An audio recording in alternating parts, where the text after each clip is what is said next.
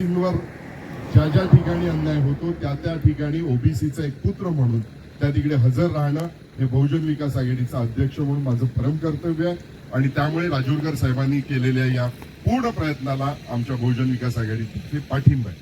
खरं म्हणजे आरक्षणाच्या विषयी आज पहिला लढा नाहीये पालघर जिल्ह्यामध्ये साहेब. असंख्य लढे झाले, अगदी आमच्या शिक्षकांसाठी लढे झाले, आमच्या भरतीसाठी लढे झाले, आमच्या शिक्षणासाठी लढे चालू आहेत.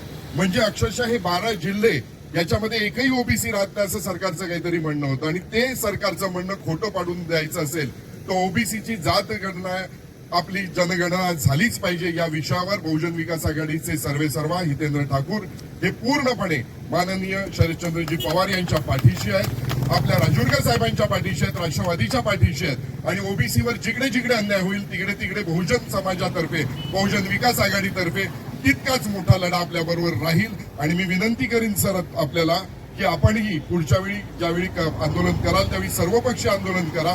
अत्यंत मोठा रोष या इकडे पालघर जिल्ह्यामध्ये आणि पालघर जिल्ह्याचा रोष हा तुमच्यातर्फे माननीय सरकारला कळावा एवढंच या इकडे सांगतो आणि पूर्ण पाठिंबा देतो. जय हिंद, जय महाराष्ट्र. सरकारने या शंड सरकारने जाणून बुजून हा कॉलम त्यातून काढलेला आहे आणि अशा प्रकारे त्यांना दाखवायचं आहे की इथे ओबीसी नाहीयेत. परंतु पालघर जिल्ह्यामध्ये इथे ओबीसींची संख्या असंख्य आहे. मी स्वतः ओबीसी आहे, माझ्याबरोबर इथे आलेल्या सर्व माझ्या महिला ओबीसी आहेत.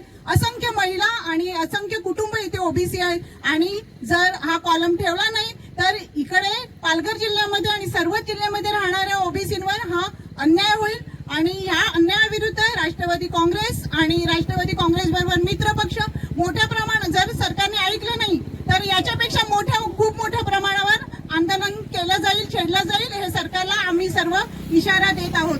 इथे या निमित्ताने मी राजापूर साहेबांचे आभार मानते की त्यांनी पालघर जिल्हा निवडला आणि इथून आंदोलनाची सुरुवात केली.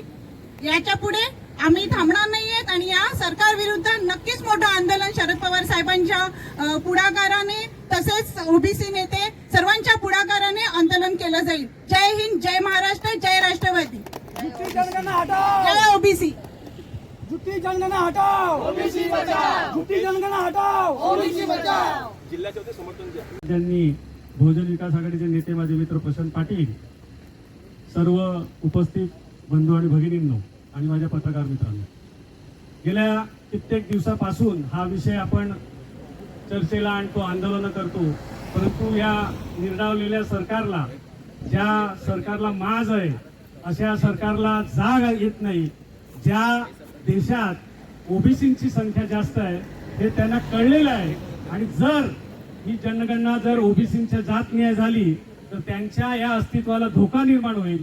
म्हणून हे शंड असलेले सरकार आज आपल्यावर अन्याय करत आहे. परंतु माझी ओबीसी बांधवांना ही विनंती आहे की आपण सगळ्यांनी अगदी लांबून न बघता या जनआंदोलनात भाग घेतला पाहिजे.